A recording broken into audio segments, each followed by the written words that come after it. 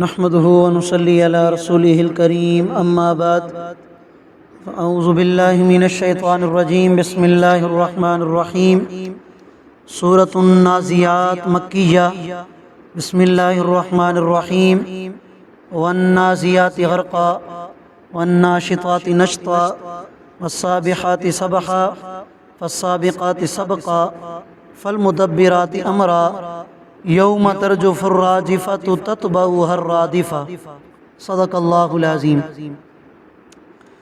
سورۃ النازعات کی ابتدائی 7 آیات کریمہ آپ حضرات کے سامنے تلاوت کی ہیں۔ آیات کریمہ کا ترجمہ یہ ہے، اللہ رب العالمین ارشاد فرما رہے ہیں، اور قسم ہے ان فرشتوں کی جو کافروں کی روح سختی سے کھینچتے ہیں، اور قسم ہے ان فرشتوں کی جو اہل ایمان کے روح کی گرہ کو نرمی کے ساتھ کھولتے ہیں۔ والسابحات سبحا، پھر تیزی کے ساتھ فضا میں تیرتے ہوئے جاتے ہیں۔ فالسابقات سبقا، پھر تیزی کے ساتھ لپکتے ہیں۔ فالمدبرات امرا، پھر جو انہیں حکم ملتا ہے اس کو پورا کرنے کی تدبیر کرتے ہیں۔ یوم ترجف الراجفہ، جس دن کا بھونچال ہر چیز کو ہلا ڈالے گا۔ تتبعها الرادفہ، پھر اس کے بعد ایک اور جھٹکا آئے گا۔ سورۃ النازعات یہ مکی صورت ہے، اور باقی مکی صورتوں کی طرح اس میں بھی بنیادی طور پر 3 عقائد پر بات کی جائے گی: عقیدہ توحید، عقیدہ رسالت اور عقیدہ آخرت۔ اور سورۃ النبا کی طرح اس مبارک صورت کے اندر بھی اللہ تعالیٰ نے قیامت کا ذکر خاص طور پر فرمایا ہے، اور قیامت والے دن ماننے والوں کا کیا انجام ہوگا، نہ ماننے والوں کا کیا انجام ہوگا، ان باتوں کا ذکر خصوصیت کے ساتھ کیا جائے گا۔ سب سے پہلے کہ اس مبارک صورت کی 46 آیات کریمہ ہیں اور 2 رکوع ہیں، اور اس کا نام سورۃ النازعات اس لیے رکھا گیا کہ پہلی آیت کریمہ کے اندر لفظ نازعات موجود ہے۔ یہ جو لفظی ترجمہ ہے وہ تو بنے گا کہ سختی کے ساتھ کسی چیز کو کھینچنا، لیکن حضرت عبداللہ بن عباس رضی اللہ تعالیٰ عنہما کی جو تفسیر ہے وہ فرماتے ہیں کہ یہاں پر اللہ تعالیٰ نے فرشتوں کی قسم کھائی ہے، اور ان فرشتوں کی قسم کھائی کہ جو انسان کی روح کو قبض کرنے والے ہیں۔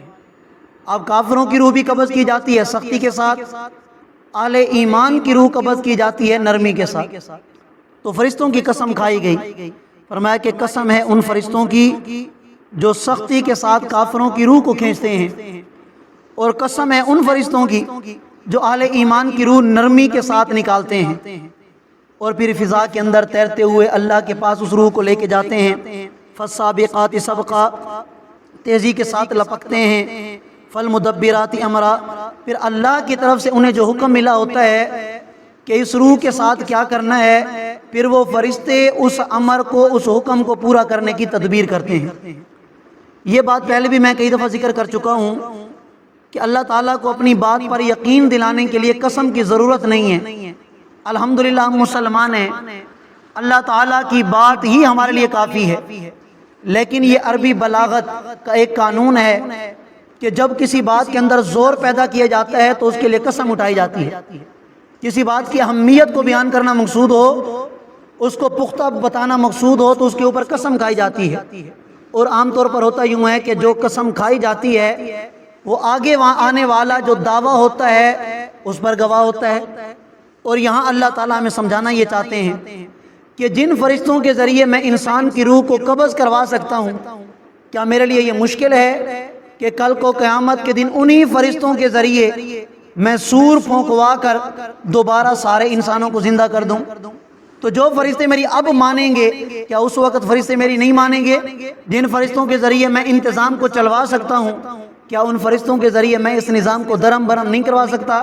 اللہ فرماتے ہیں کہ میں سب کچھ کرنے پر قادر ہوں۔ یوم ترجف الراجفہ، اللہ فرماتے ہیں کہ جس دن کا بھونچال ہر چیز کو ہلا ڈالے گا۔ اس سے مراد ہے پہلی دفعہ کا سور پھونکا جانا۔ جب حضرت اسرافیل علیہ السلام پہلی دفعہ سور پھونکیں گے تو ساری کائنات کا نظام درہم برہم ہو جائے گا، اور سارے کے سارے جانداروں پر موت آ جائے گی، سارے مر جائیں گے۔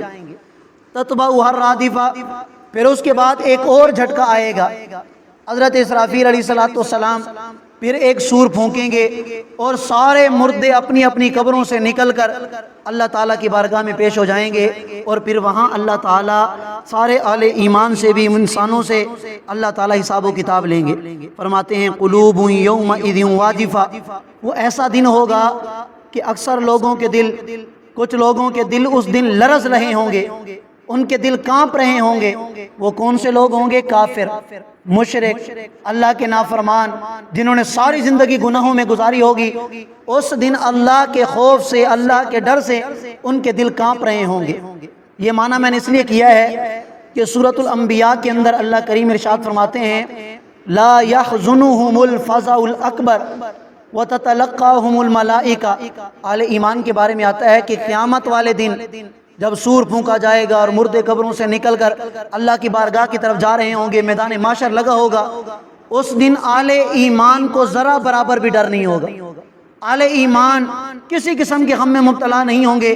فرشتے ان کے ساتھ ملاقات کریں گے اور انہیں کہیں گے کہ تمہیں گھبرانے کی ضرورت نہیں ہے۔ شاید میں نے پہلے بھی آپ کے سامنے یہ حدیث پاک اس کا مفہوم ذکر کیا تھا کہ جب ایمان والا اپنی قبر سے نکلے گا تو بڑے پروٹوکول کے ساتھ اسے اللہ کی بارگاہ میں لے جایا جائے گا۔ تو خوش قسمت ہوں گے وہ لوگ، اللہ تعالیٰ ہمارا شمار بھی انہی لوگوں میں فرما دے۔ تو فرمایا کہ بہت سارے دل اس دن کانپ رہے ہوں گے، ابصارھا خاشیہ، ان کی آنکھیں شرم سے جھکی ہوئی ہوں گی۔ آنکھیں کیوں جھکی ہوئی ہوں گی شرم سے؟ کہ ہم تو کہتے تھے قیامت نہیں آئے گی، ہم تو یہ سمجھتے تھے کہ حساب و کتاب نہیں ہوگا، آج تو سب کچھ ہم نے اپنی آنکھوں سے دیکھ لیا، جنت جہنم پل صراط میدان محشر حساب و کتاب سب کچھ ہو رہا ہے۔ تو شرم سے ان کی آنکھیں جھکی ہوئی ہوں گی۔ یقولون، وہ دنیا میں کہا کرتے تھے انا لمردودون فی الحافرہ، کیا ہم دوبارہ اسی زندگی کی طرف واپس لوٹائے جائیں گے؟ یعنی ایک دفعہ جب موت آ جائے گی تو کیا دوبارہ ہم زندہ ہو جائیں گے؟ اذا کننا عظاما ناخرہ، کیا جس وقت ہماری ہڈیاں بوسیدہ ہو جائیں گی، کہ جب ہڈیاں بوسیدہ ہو جائیں تو کیا اس کے بعد دوبارہ اللہ ان کے اندر جان ڈالے گا، دوبارہ اللہ تعالیٰ پیدا کرے گا؟ تو ان کا کہنا یہ تھا کہ یہ ہو ہی نہیں سکتا۔ قالو، پھر اس وقت پھر وہ کہتے تھے تلک اذن کرۃ خاسرہ، اگر ایسا ہو گیا تو یہ بڑی نقصان دہ چیز ہے، یہ تو بڑی نقصان والی بات ہوگی، یعنی مذاق اڑاتے تھے قیامت کا۔ فانما ہی زجرۃ واحدہ، اللہ فرماتے ہیں کہ اے ایمان والو، حقیقت یہ ہے کہ وہ صرف ایک زوردار آواز ہوگی، یعنی جب قیامت آئے گی پتہ نہیں چلے گا، صرف ایک زوردار آواز ہوگی۔ فاذا هم بالساہرہ، سارے کے سارے انسان اچانک ایک کھلے میدان کے اندر ہوں گے، اور وہ میدان کون سا ہوگا؟ میدان محشر۔ اللہ تعالیٰ کی بارگاہ میں دعا گو ہوں اللہ تعالیٰ اس کیفیت سے بھی ہمیں بچا لے، جو کیفیت یہاں ذکر کی گئی نافرمانوں کی، اللہ تعالیٰ اس کیفیت سے ہمیں بچائے، اور اللہ تعالیٰ موت سے پہلے ہمیں سمجھ عطا فرما دیں تاکہ ہم موت سے پہلے اپنی موت کی تیاری کر لیں۔ اللہ ہم سب کو عمل کی توفیق عطا فرمائے۔ جزاکم اللہ۔